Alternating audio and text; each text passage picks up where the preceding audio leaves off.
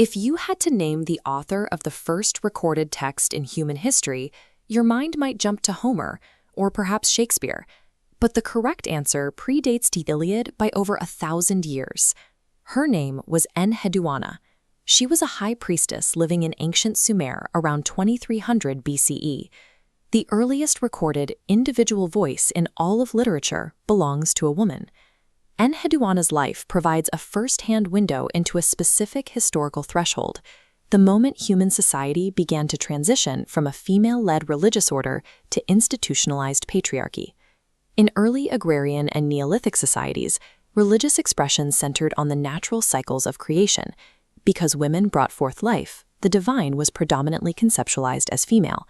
Figures like Ninhursag, the Earth Mother, and Inanna, the Queen of Heaven, held immense authority.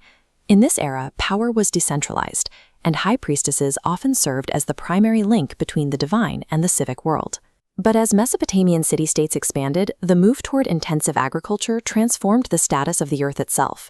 Land was no longer just a shared resource, it became a permanent family asset that could be accumulated and passed across generations. With land now serving as a family's primary source of wealth, the question of inheritance became a matter of state survival. To ensure property stayed within a specific bloodline, early legal codes began to institutionalize control over women's reproduction, treating the certainty of a male heir as a requirement for social stability. At the same time, increased competition for land and water triggered chronic warfare between these growing city-states.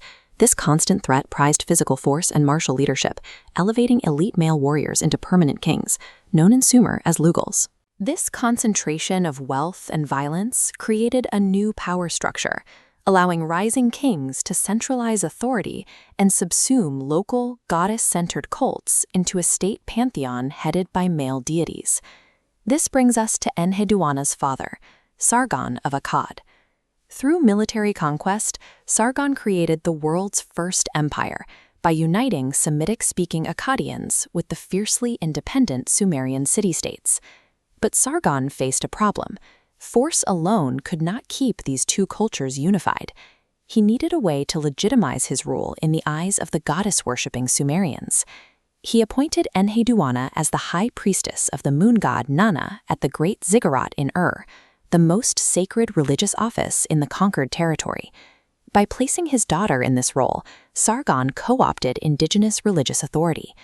Enheduanna became the political glue holding the new empire together, using her position to validate her father's rule. This arrangement was tested when a Sumerian rebel successfully ousted Enheduanna from her position in forcing her into exile.